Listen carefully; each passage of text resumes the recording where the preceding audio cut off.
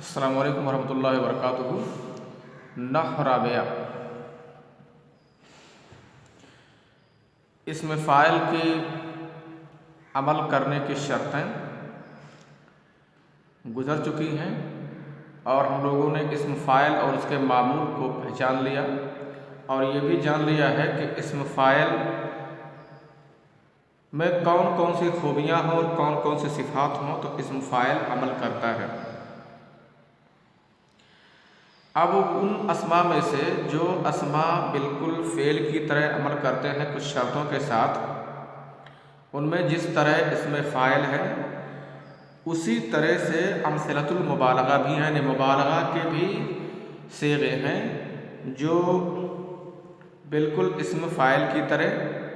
عمل کرتے ہیں، یعنی بالکل فعل کی طرح عمل کرتے ہیں۔ تو آپ کی چوتھی قسم ہے جو فعل کی طرح جو اسم فعل کی طرح عمل کرتا ہے، اس میں سے مبالغہ کی کچھ مثالیں ہیں۔ مبالغہ ہے صیغہ مبالغہ۔ النوع الرابع من الاسماء التي تعمل عمل الفعل، چوتھی قسم ان اسماء میں سے جو اسماء فعل کی طرح عمل کرتے ہیں، اس میں سے چوتھی قسم ہے امثلۃ المبالغہ، مبالغہ کی کچھ مثالیں۔ مبالغہ کی کچھ مثالیں، یعنی مبالغہ کی سبھی مثالیں نہیں ہیں، اور ان کچھ مثالوں میں سے شروع کی تو 3 مثالیں ایسی ہیں جو بہت استعمال ہوتی ہیں، اور آخر کی 2 مثالیں ایسی ہیں جو عامل کے طور پر بہت کم استعمال ہوتی ہیں۔ تو امثلۃ المبالغہ پورے کی بات اگر ہم کریں تو خلاصہ یہ ہے کہ مبالغہ بھی صیغہ مبالغہ، اسے آپ جانتے ہیں، صیغہ مبالغے بھی فعل کی طرح عمل کرتے ہیں۔ ان کے عمل دلانے اور نہ دلانے میں اختلاف پایا جا رہا ہے۔ کچھ لوگ کہہ رہے ہیں کہ مبالغہ کے صیغے کو عامل بنایا جائے گا، اسے عمل دلایا جائے گا، جبکہ بعض لوگ کہتے ہیں کہ اسے عمل نہیں دلایا جائے گا۔ کوفی مبالغہ میں سے کوئی بھی وزن ہو، اس میں سے کسی بھی وزن کو عمل دلانے کے قائل نہیں ہیں، کیونکہ یہ کہتے ہیں کہ یہ مضارع کے اوزان کے مختلف وزن رکھتا ہے، برخلاف اسم فاعل کے۔ اسم فاعل جو عمل کرتا ہے تو اس میں کوفی اور مصری یہ سبھی لوگ، سیبوئے اور ان کے ساتھی تمام لوگ عمل دلانے کے قائل ہیں، کیونکہ جو اسم فاعل ہوتا ہے وہ فعل کے حرکات و سکنات پہ جاری ہوتا ہے، لیکن صیغہ مبالغے جو ہیں وہ فعل کے حرکات و سکنات پہ جاری نہیں ہوتے ہیں۔ اسی وجہ سے کوفی لوگ کہتے ہیں کہ صیغہ مبالغہ یہ عمل نہیں کریں گے، البتہ صیغہ مبالغہ کے بعد اگر کوئی اسم حالت نصب میں ملے گا تو وہ ایک محذوف فعل کی وجہ سے منصوب ہوگا، نہ کہ اس صیغہ مبالغہ کی وجہ سے۔ جبکہ اس کے علاوہ سیبوئے اور سیبوئے کے اور دیگر رفقا یہ مانتے ہیں کہ صیغہ مبالغہ ڈائریکٹ ہی اسم کو نصب دے سکتا ہے، وہاں کسی کوئی فعل ماننے کی ضرورت نہیں ہے، وہ خود ہی اس لائق ہوتا ہے کہ وہ ڈائریکٹ اسم کو منصوب کر سکے۔ تو آپ نے یہ جان لیا کوفیوں اور سیبوئے اور ان کے ساتھیوں کا اختلاف، بلکہ کوفیوں کے علاوہ جو نحوی ہیں وہ یہی مانتے ہیں کہ صیغہ مبالغہ فعل کی طرح عمل کرتا ہے۔ اور کوفی کیوں عمل کرتا ہے؟ کیونکہ یہ کہہ رہے ہیں کہ صیغہ مبالغہ کی اصل اسم فاعل ہوتا ہے، یعنی اسم فاعل اور مبالغہ دونوں کا معنی ایک ہوتا ہے، البتہ بس مبالغہ میں فرق اتنا پڑ جاتا ہے کہ وزن کچھ مختلف ہو جاتا ہے اور معنی میں فاعلیت کے معنی میں زیادتی پیدا ہو جاتی ہے۔ جیسے ضارب کے معنی ہوتے ہیں مارنے والا، لیکن جب ضراب کر دیں گے تو اس کے معنی بھی ہے مارنے والا لیکن زیادہ مارنے والا، تو جو معنی ضارب کا وہی ضراب کا اصلی معنی ہے، پر مبالغہ میں فاعلیت کے معنی میں زیادتی پیدا ہو جاتی ہے، بس اتنا سا فرق ہوتا ہے۔ تو گویا مبالغہ کی جو اصل ہے وہ فاعل ہے، اسم فاعل، اور اسم فاعل فعل کی طرح عمل کرتا ہے۔ تو جو جس کی اصل ہے یعنی مبالغہ کی اگر اسم فاعل ہے تو پھر جو فعل کی طرح عمل کرے گا تو مبالغہ بھی فعل کی طرح عمل کرے گا اور عمل کرتا ہے، اور اس کے عمل دلانے کی بہت ساری مثالیں موجود ہیں۔ عمل دلانے کی ابھی میں آپ کو سمجھا رہا ہوں کہ اس کے عمل دلانے کی بہت ساری مثالیں موجود ہیں۔ البتہ پورے کا خلاصہ آپ یہ جان لیجئے کہ صیغہ مبالغے بھی فعل کی طرح عمل کرتے ہیں یا اسم فاعل کی طرح عمل کرتے ہیں۔ اس میں دو مکتب فکر کے لوگوں کا، ایک ہے سیبویہ اور ان کے رفقا، اور دوسرے کوفی لوگ ہیں۔ یہ دونوں کی الگ الگ رائے ہے، اور دونوں کی الگ الگ رائے یہ ہے کہ صیغہ مبالغہ کے بعد اسم جو حالت نصب میں ہوتا ہے، سیبویہ اور ان کے ساتھی یہ کہتے ہیں کہ اسی ڈائریکٹ صیغہ مبالغہ کی وجہ سے وہ اسم منصوب ہے، اور کوفی لوگ کہتے ہیں کہ نہیں، جو وہاں صیغہ مبالغہ دکھتا ہے اس کی وجہ سے وہ منصوب نہیں ہوتا ہے، بلکہ اس کے بعد فعل کو حذف مانا جائے گا، محذوف مانا جائے گا، اور اس محذوف فعل کا معمول صیغہ مبالغہ کے بعد والے اسم کو مانا جائے گا۔ یہ دو الگ الگ فکر کے لوگ ہیں، لیکن آپ کی اس کتاب میں جو چیز شامل کی گئی ہے اس میں یعنی علامہ ابن ہشام بھی یہ مانتے ہیں کہ یہ بہت بڑے نحوی ہیں۔ ابن خلدون نے تو ان کے بارے میں کہا کہ آسمان کے نیچے اتنا بڑا نحوی کوئی ہے ہی نہیں، کوئی تھا ہی نہیں، یعنی بہت بڑے نحوی ہیں۔ ما تحت ادیم السماء ارحم من ابن ہشام، اور ما تحت ادیم السماء ارحم من ابن سیبویہ، من سیبویہ، سیبویہ سے بڑا نحوی کوئی آسمان کے نیچے نہیں ہے، یا ابن ہشام سے بڑا نحوی نہیں ہے آسمان کے نیچے کوئی، بہت بڑے بڑے نحوی ہیں۔ ابن سیبویہ کی کتاب کا نام ہے الکتاب، یہ نحو کی کتاب ہے، سیبویہ کی ہے، یہ بہت اونچے پیمانے کی کتاب ہے۔ تو سیبویہ بھی مانتے ہیں، اور ان کے رفقا، ان کے ساتھی بھی مانتے ہیں، اور ابن ہشام یہ بھی مانتے ہیں کہ صیغہ مبالغہ یہ فعل کی طرح عمل کرتا ہے یا اس میں فاعل کی طرح عمل کرتے ہیں۔ چلو اس کو ہم لوگ پڑھ لیتے ہیں۔ پورے کا خلاصہ یہی ہوگا کہ صیغہ مبالغہ عمل کرتا ہے، اور شرطیں اس میں وہی ہیں جو اسم فاعل کی شرطیں ہیں۔ جو شرطیں اسم فاعل کے عمل کرنے کے ہیں سیم شرطیں وہی ہیں، اس کو اعادہ کرنے کی ضرورت نہیں ہے۔ آپ نے اسم فاعل میں عمل کرنے کی شرطیں پڑھ لی ہیں، آپ نے جان لیا ہے۔ النوع الرابع من الاسماء التي تعمل عمل الفعل، چوتھی قسم ان اسماء کی جو فعل کی طرح عمل کرتے ہیں، امثلۃ المبالغہ، وہ مبالغہ کی مثالیں ہیں، یعنی صیغہ مبالغے، وہی خمسۃ، اور وہ 5 ہیں۔ امثلہ مبالغہ، صیغہ مبالغہ 5 ہیں، کون کون؟ مفعال، اس کو یاد کر لو، اسے لکھ کر کے مثال کے ساتھ یاد کر لینا چاہیے، البتہ اس کا وزن یاد رہے تب بھی کافی ہے۔ اس وزن پر کوئی مثال ملے گی تو آپ اس کو مبالغہ سمجھیں گے۔ تو ان 5 امثال کو، 5 مثالوں کو، یعنی 5 وزن کو مبالغہ کے یاد کرنا آپ کے لیے بہت ضروری ہے۔ مفعال، مفعال، ایک ہے فعال، ایک ہے فعول، فعیل، فاعل۔ یہ اوزان مبالغہ کے اوزان استعمال کیے جاتے ہیں۔ کوئی آدمی بہت زیادہ مارنے والا ہو نا تو اس کو بول سکتے ہیں رجل مضراب۔ ایسا آدمی جو مارنے کا آلہ ہے، اس کے اندر مارنے کی صفت مارنے والا نہیں ہے، بلکہ وہ مارنے کا آلہ ہے، لاٹھی یا ڈنڈا ہے۔ لاٹھی ڈنڈے کا کام ہی ہوتا ہے مارنا، بہت سارا اس کے اندر مبالغہ کا معنی پیدا ہو گیا۔ فعال ایسے ہے، ایسے فعول ہے، فعیل ہے، فعیل ہے، فعول کی مثال ودود ہے، فعیل جیسے سمیع ہے، فاعل اس کی مثال ہے عالم فہم، یہ سب اس کی مثالیں ہیں، فاعل جیسے علیم۔ تو مبالغہ کی جو مثالیں ہیں صیغہ مبالغہ وہ 5 ہیں، مفعال، فعال، فعول، فعیل، فاعل، یہ سب ہے۔ چلیے دیکھتے ہیں مثالوں کے ساتھ کہ کس طرح سے یہ صیغہ مبالغہ عمل کرتے ہیں، اپنے بعد والے اسم کو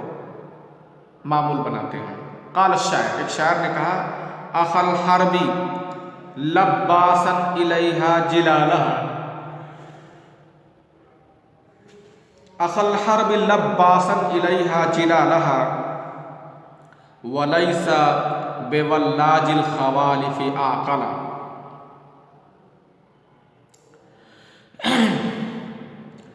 اس شعر کا معنی پہلے جانتے ہیں کہ اس شعر کا کیا مطلب ہے۔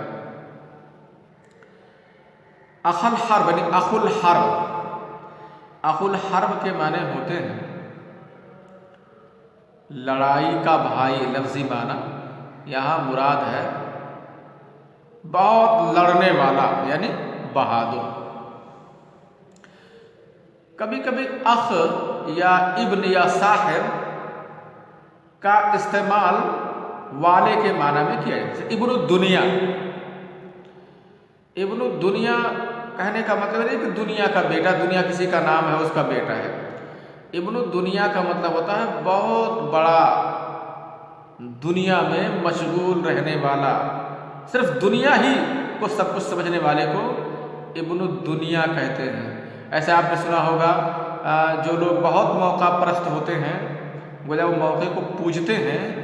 ان کو ابن الوقت کہا جاتا ہے۔ وہ حق نہ حق نہیں دیکھتے ہیں، بس کس میں ہمارا فائدہ ہے یا وقت کس کے ساتھ ہے، کس کا ساتھ دے رہا ہے، اسی کے ساتھ فائدہ حاصل کرنے کے لیے یہ لوگ بھی لگ جاتے ہیں، ان کو ابن الوقت کہا جاتا ہے۔ ایسے بہت کمینے آدمی کو اخو الدناء بولتے ہیں، اخو الدنات، اخو الدناءت کہا جاتا ہے نا۔ تو اخ یا ابن اس کا استعمال کوئی آدمی جب بہت زیادہ وہ صفت اس کے اندر پائی جاتی ہے تو اخ یا ابن کی اضافت اس کی طرف کر، جیسے دنیا کو کمانے کی یا دنیا کے حرص جس کے اندر کسی کے اندر بہت زیادہ پائی جائے تو ابن لگا کر کے اس کی اضافت اس دنیا کی طرف کر دیتے ہیں، بولتے ہیں وہ ابن الدنیا، وہ ابن الوقت، بڑا اوسروادی ہے، موقع پرست ہے، ایسے آدمی کو کہا جاتا ہے۔ تو اخ الحرب لڑائی کا بھائی کا مطلب نہیں کہ لڑائی کوئی آدمی ہے، اخ الحرب کا حرب من لڑائی یعنی بہت بہادر ہے۔ اخ الحرب لباسا الیہا جلالہا، جل کے معنی زرہ ہوتا ہے، لباسا الیہا یعنی لڑائی کی طرف، لباسا جلالہا جو زرہیں ہیں، لباسا بہت زیادہ پہننے والا ہے، کیا جلالہا اس کی زرہوں کو، لڑائی کی جو زرہیں ہیں اس کے زرہوں کو، الیہا اس کے طرف لڑائی کرتا، لڑائی کے میدان میں جب وہ جاتا ہے لڑائی کی طرف تو اس کی جو زرہیں ہیں لڑنے کے لیے اس کو بہت زیادہ پہنتا ہے، اور بہت زیادہ کون پہنے گا جو بہت زیادہ لڑے گا، بھئی جو سال میں ایک بار لڑے گا وہ سال میں ایک بار زرہ پہنے گا، لیکن جو ہر دن 4 بار لڑتا ہے وہ ہر دن 4 بار پہنے گا، تو اس کی زرہوں کو بہت زیادہ پہننے والا ہے، اس کا مطلب بہت زیادہ لڑنے والا، بہت بہادر ہے، بہت لڑاکا ہے، بہت لڑاکا، بہت بہادر، یہ کہنا چاہ رہا ہے۔ جس کی وہ مدح کر رہا ہے، تعریف کر رہا ہے، اسے کہہ رہا ہے بڑا لڑاکا ہے وہ آدمی، بڑا بہادر ہے۔ وَلَيْسَ بِوَلَّاجِ الْخَوَالِفِ، ولاج بولتے ہیں گھر میں رہنے والا، اور خوالف بولتے ہیں پیچھے رہ جانے، خالفہ پیچھے رہ جانے، خوالف پیچھے رہ جانے والی، ولاج الخوالف یعنی گھر میں رہنے والی، پیچھے رہنے عورتیں مراد ہیں، اور اعقل کے معنی خائف، ولیس اعقل اور وہ ڈرا ہوا نہیں ہوتا ہے، ولیس بولاج الخوالف، ایک لیسا کی خبر ہے، ولاج الخوالف اور ایک اعقل، یعنی وہ گھر میں رہنے والی عورتیں نہیں ہیں، بزدل خائف، ایسا وہ نہیں ہے، بلکہ وہ بہت بڑا بہادر ہے۔ پہلے معنی اس کے سمجھیے، اخ الحرب لباسا الیہا جلالہا ولیس بولاج الخوالف عاقلا، بہت بڑا لڑاکا ہے، لباسا الیہا جلالہا، اس کی طرف لڑائی میں لڑائی کے زرہوں کو پہننے والا ہے۔ یہاں جو محل شاہد ہے لباسا جلالہا ہے، یلبس کثیرا جلال الحرب جلالہا، تو جلال جو یہاں منصوب ہے وہ لباس کا مفعول بہی ہے، اور یہی یہاں محل شاہد ہے۔ یہاں یہ دکھایا جا رہا ہے کہ دیکھو کس طرح صیغہ مبالغہ نے عمل کیا، اور جلال منصوب بے لباس۔ وقال الآخر، اور دوسرے شاعر نے کہا، تو یہاں آپ نے دیکھ لیا، دوسری مثال میں بھی آپ دیکھ سکتے ہیں کہ صیغہ مبالغہ کس طرح عمل کر رہا ہے۔ ضروب بنسل السیف سوق سمانہا، ضروب فعول، بہت مارنے والا ہے، بنسل السیف، تلوار کی انی سے، تلوار کی انی سے بہت مارنے والا ہے، کسے؟ سوق سمانہا، سوق ساق پنڈلیاں، سمین کی جمع سمان، یہاں اصل میں ہے السوق السمان، اضافت الموصوف الی صفت ہی ہے، موصوف کی اضافت کر دی گئی ہے صفت کی طرف، اس کی موٹی پنڈلیوں کو تلوار کی انی سے بہت مارنے والا ہے۔ سوق سمانہا، سوقا جو ہے منصوب ہے وہ ضروب کا مفعول بہی ہے، ضروب صیغہ مبالغہ ہے، جیسے ودود، صبور، شکور، یہ سب آپ نے دیکھا ہوگا، قرآن میں پڑھا ہوگا، تو یہ سب صیغہ مبالغہ ہیں، یہاں عمل کر رہا ہے۔ مفعال کا وقال انہ لمنحار بوائکہا، منحار نہر، منحار کثیر النحر، منحار کے معنی ہے بہت ذبح کرنے والا، بوائکہا بائکہ کی جمع ہے، بوائکہا، بائکہ بولتے ہیں موٹی اونٹنی کو، انہ لمنحار بوائکہا، وہ موٹی اونٹنیوں کو بہت زیادہ ذبح کرنے والا، لمنحار، منحار بوائکہ، بائکۃ کی جمع بوائک، منحار بوائکہا، موٹی اونٹنیوں کو بہت ذبح کرنے والا ہے۔ آپ نے دیکھ لیا بوائکہ جو ہے یہ منحار کا مفعول بہی ہے۔ واللہ سمیع دعاء من دعاہ، اللہ سمیع دعاء من دعاہ، اللہ تعالیٰ سننے والا ہے دعاء من، اس شخص کی دعا کو، من دعاہ، جس شخص نے اسے پکارا، جو شخص اللہ کو پکارتا ہے اللہ اس کی پکار کو سننے والا، دعاء یہ کیوں ہے؟ سمیع دعاء، اللہ تعالیٰ سننے والا ہے دعاء من، اس شخص کی دعا کو، تو آپ دیکھ رہے ہیں دعا یہ مفعول ہے سمیع کا، اور سمیع یہ مبالغہ ہے۔ قال الشاعر، یہ سب کی مثال ہو گئی، فعیل کی، مفعال کی مثال ہو گئی، فعال کی، فعول کی بھی ہو گئی، اور سمیع فعیل کی مثال ہو گئی، اور فاعل کی مثال، اتانی انہم مزقون عرضی، میرے پاس خبر آئی ہے کہ انہم عرضون، انہم مزقون، مزقون فاعل، مزق کے معنی بہت زیادہ پھاڑنے والا، مزقہ، مزقہ، تمزیق، تمزیق کے معنی چیتھڑے کر دینا، ٹکڑے ٹکڑے کر دینا۔ انہم مزقون عرضی، میرے پاس خبر آئی ہے کہ وہ لوگ میری عزت کو تار تار کر رہے ہیں، انہم مزقون عرضی، وہ لوگ میری عزت کو تار تار کر رہے ہیں، مزقون تار تار کر رہے ہیں کس کو؟ عرضی، میری عزت کو، تو عرض یہاں جو مفعول ہے منصوب ہے وہ مزقون کا معمول ہے، مزقون فاعل۔ جحاش الکرملین، کہا وہ لوگ جو میری عزت کو تار تار کر رہے ہیں، وہ سب لوگ، کرملین جگہ کا نام ہے، کرملین کے گدھے ہیں، لہا فدیر، جن کی ایک آواز، ایک ریکنا ہے ان کا، وہ لوگ کہہ رہے ہیں میری عزتوں پر داغ لگا رہے ہیں، میری عزتوں کے بارے میں بات کر رہے ہیں، اور اس پر داغ دھبا لگا رہے ہیں میری عزت پر، صحیح معنی میں وہ سب کرملین کے گدھے ہیں جو ریک رہے ہیں، بس اس سے زیادہ ان کی کوئی حیثیت نہیں ہے۔ میری عزت، صاف ستھری عزت، ان کے داغ دھبا لگانے سے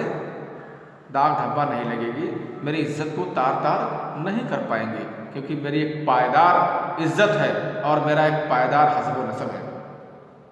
ان تمام مثالوں سے آپ نے سمجھ لیا کہ صیغہ مبالغہ بھی عمل کرتے ہیں، اور باقی اس کے بارے میں کچھ چیزیں جو اور لکھی ہوئی ہیں، بتائی ہوئی ہیں، انشاءاللہ کل بتائی جائیں گی۔ اتنی بات آپ یاد کر لیجیے اور سمجھ لیجیے۔ السلام علیکم ورحمۃ اللہ وبرکاتہ۔